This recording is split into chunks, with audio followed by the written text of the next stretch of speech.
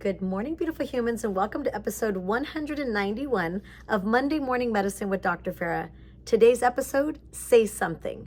Today's topic comes from the National Week, See Something, Say Something, that's brought to you by the Sandy Hook Promise.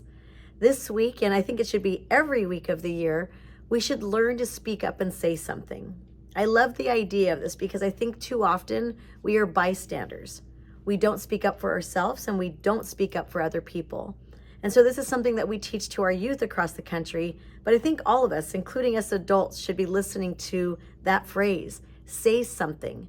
When you see somebody who's having a hard time, whether it's a stranger or somebody you know, you need to speak up, check in on them. It's also important that when we see somebody being picked on, that we step in and do this. So whether you're a student at your school and someone's being bullied, or you see it in your workplace, or just even on the streets or on social media, too often, we flip the screen, we close our eyes, we turn in the other direction, and we don't actually do anything about it. There's a saying, and it says to be an upstander instead of a bystander. I think too often we are bystanders, and we let life pass us by because, for many reasons. One of them might be because we're scared that it might be turned on us, or we might be perceived as snitch.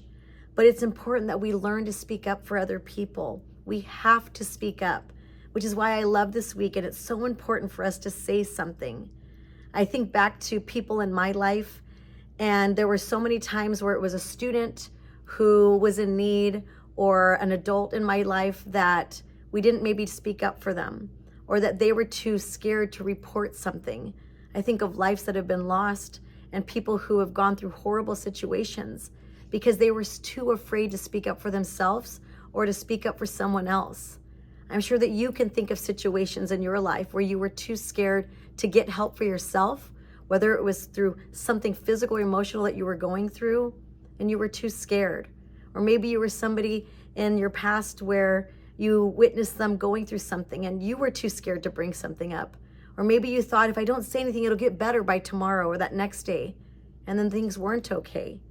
So I'm asking you today, during this week especially, but always, make sure that when you see something that you actually say something. Because like I tell my students, I'd rather have a mad friend at me than a dead friend. And I know that seems really drastic, but we don't know the state that people are in. So if you ever hear of somebody wanting to harm themselves or others, or something just seems off, I think too often we think they're okay and it's not our business. And we don't send that text or make that phone call because we think they're okay.